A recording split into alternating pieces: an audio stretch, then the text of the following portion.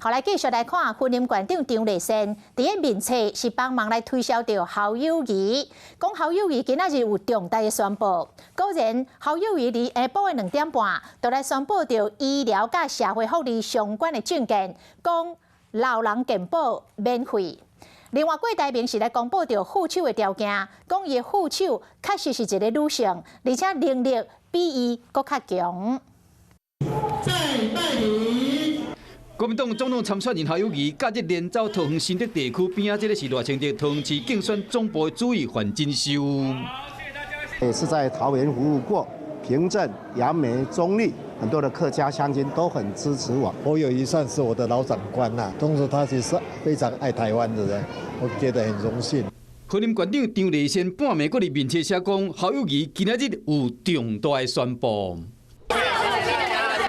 郭台铭嘛有重大的宣布，他的能力要比我强。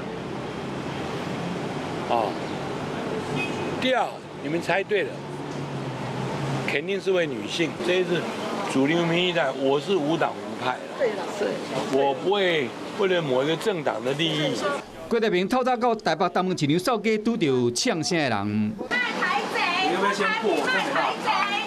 依照上新的民意调查，民进党热清德摕到3成支持率排第1名，郭文铁23%排第2名，侯友宜19%排第3名，宣布独立参选的国党的14%排第4名。但你注意的是，国党的宣布参选了，郭阵营拢退步。民调的问卷都有问题我的独立参选的目的是为了要整合。